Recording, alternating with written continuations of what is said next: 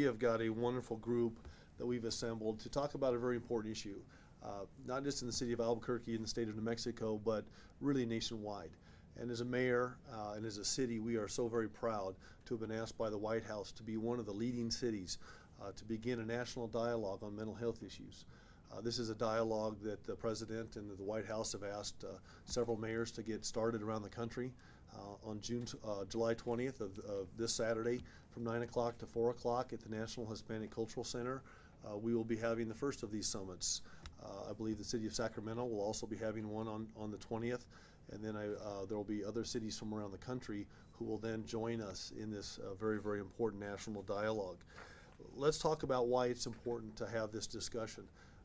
But in 2011, Chief Schultz, Chief Breen, the fire department, Robin Otten from our Family and Community Services Center, our Family Advocacy Center, all got together along with professionals and individuals in the community, and we had a mental health summit at that point in time.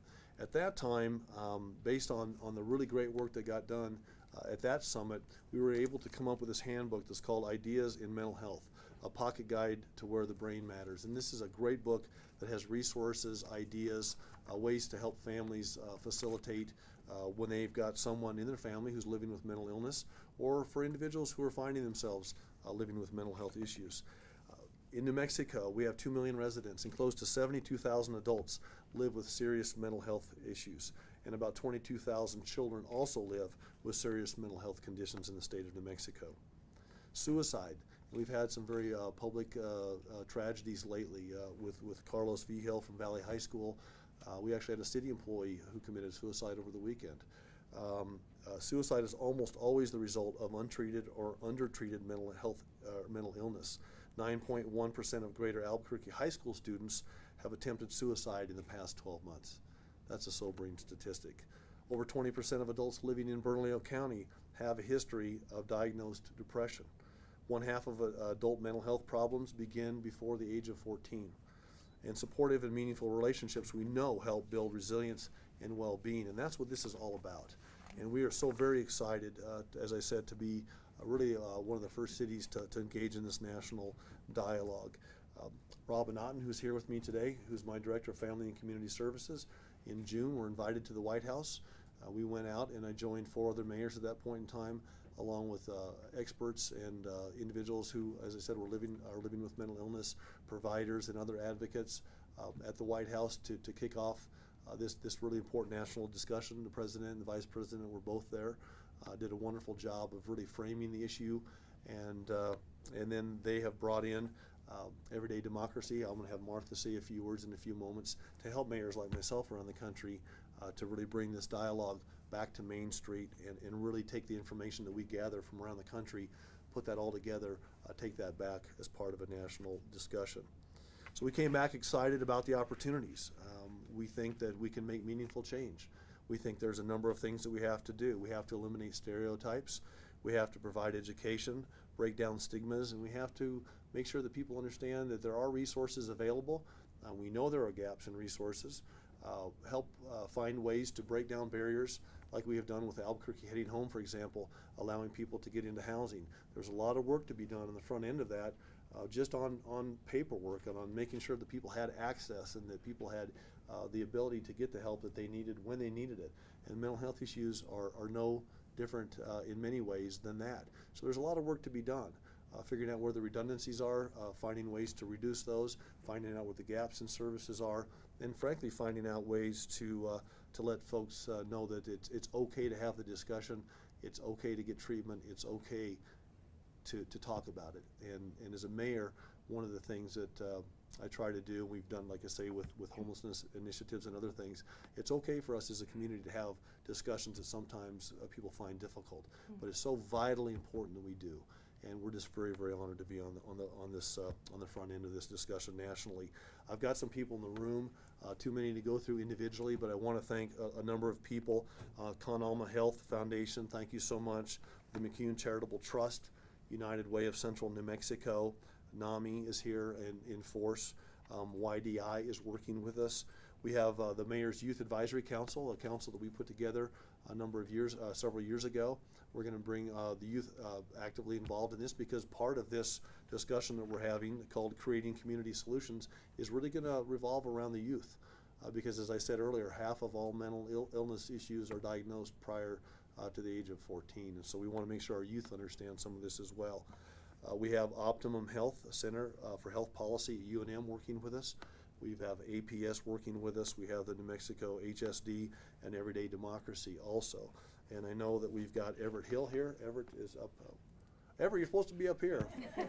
Everett Hill's here. Eduardo Martinez is here with us as well. Carolyn Abdullah is also staffing this. And I know that we've got Dr. Nels Rosenbaum here. He's in the back also, who's our contract psychiatrist for APD, who's actually been on the grant for the last several years, who now is in the process. I think his contract is downstairs, soon to be signed, to come on board as our actual in-house psychiatrist at APD. So Nels, thank you so much for being here. With that, I'm going to bring up Martha McCoy, who's the Executive Director of Everyday Democracy, a Hartford, Connecticut-based organization that formed Creating Community Solutions. She's the person that the White House went to and said, Martha, we want this to be meaningful. We want this to be a grassroots mainstream effort. We want you to work with the mayors. She's been in my office numerous occasions over the last several months. She's an absolutely outstanding individual. We're glad to have her and her team really helping us facilitate this and running this particular mental health summit. I will make it after Martha speaks. I will also tell people how they can get a hold of this if you are someone watching and you'd like to participate in Saturday's summit, which, by the way, is just the beginning. It's just a kickoff meeting, but if you want to get involved at the local level in this very, very important issue, we have places to go and for you to contact, and we'll get you that information as well. With that, I would like to bring up Martha McCoy to tell you a little bit more about what we're doing. Martha? Thank you, Mayor. You bet. Sorry for the tall podium. You know, it's really an honor to be here because mental illness affects all of us in some way. And when you think about it, many people working on this initiative have said it's made them think about it and made them think about how it affects family, friends, communities, because it really does affect all of us. And that is really why on June 3rd, President Obama called for a national dialogue on mental health. He called for us as a nation to move beyond stereotypes and myths and towards solutions and priorities that improve mental health and mental health systems, with a special focus on our young people because of what the mayor had mentioned. And I want to say that national dialogues begin one kitchen table, one community at a time.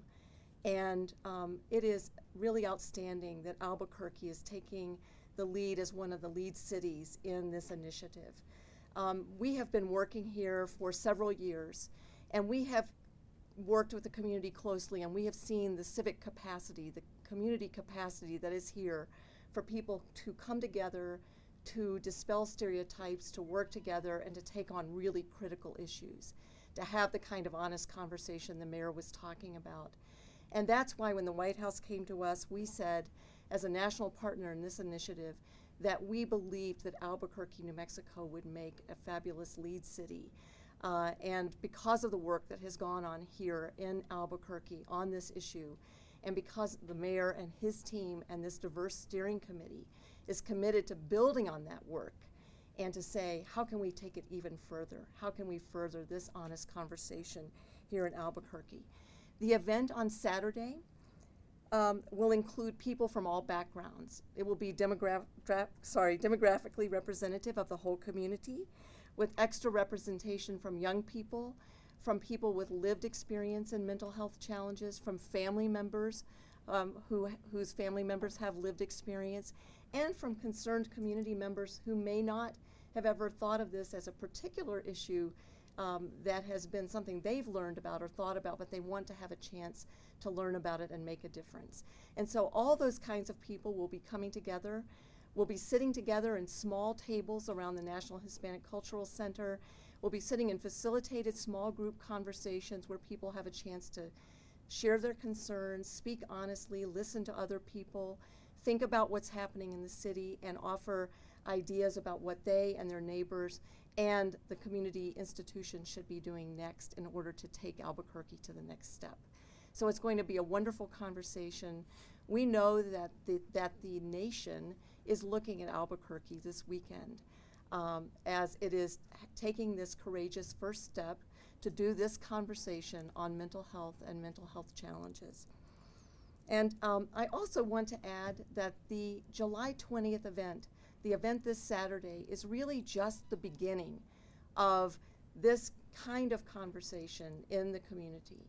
It builds on the summit, it's launching this conversation that's very diverse, and then there's going to be dialogues throughout the city in the fall where people will have a chance to continue to be part of this and feed into the community action plan that is going to be taking shape over the fall and into next year. So this is not a flash in the pan. This is an ongoing commitment from the city, the Diverse Steering Committee, and it's very exciting and an honor to be part of this and to be working with the White House and the city of Albuquerque in this initiative. So I just want to acknowledge the city and the mayor and the steering committee for taking this step and invite everyone to be part of this. And if there's still room at the event on Saturday, but once that fills up, there will be more dialogues happening in the fall. So thank you for having me. This is an honor. Thank you, Martha. Just really a great honor to have you here. And before we take questions, I just want to reiterate a special thank you from myself to the President and the White House and the Vice President for asking Albuquerque to be a lead city in this effort. That's a great honor. It's very humbling that we would be asked. We were asked because we have people in our community that are already doing great work on this front. And I've told my staff and I've told the steering committee members that I've met with, this is not to be taken lightly. If Albuquerque, New Mexico is going to do this, we're doing this because we've shown a propensity to be able to have these kinds of robust discussions, come up with meaningful ideas, meaningful changes that then we can share with mayors and administrations in cities around the country. This is very much a leadership role for us. And so we are taking this from that standpoint. We're just greatly honored again. If you would like to be part of this great effort on Saturday, there's a website that you can go and sign up. We would really appreciate having you involved. It is, of course, the 3 W's, creatingcommunitysolutions.org. So all one word, creatingcommunitysolutions.org. So if anybody in the city of Albuquerque would like to join us, we would very much be honored if you would do that. And if you can also call 311, we've made sure that our 311 staff has that website at their disposal as well. So if you call them, they will steer you right into that website as well. Once again, to all the community leaders that are with us today, everybody that's in the room, thank you so much. This is going to be a special day, and we're very proud to be, like I say, on the forefront of this. We'll see everybody on Saturday at the Hispanic Cultural Center, the National Hispanic Cultural Center, from 9 o'clock to 4 o'clock. And I'll be there myself, and we'll have a very good day. I know that we will. And with that, we'd be happy to answer any questions that anyone has. Mayor, Martha said that the reason why Albuquerque was chosen to be one of the first cities to start the summit is because of what the city's done to mentally ill here. Sure. Tell me about what the city has actually done to help. Well, I hit on that a little bit earlier, and I showed you the book, and we have copies of this if you'd like to take it. You know, to come up with a resource guide like I'm holding in my hand took a lot of effort, and Chief Schultz really was on the forefront of this, along with Chief Breen, the Albuquerque Fire Department. We had other individuals from Family Advocacy Center, folks from the Family and Community Services, and of course all of these advocates that I talked about earlier. We got together back in 2011, and we had, gosh, how many people do we have? We had several hundred people at that particular summit, and out of that came a resource guide.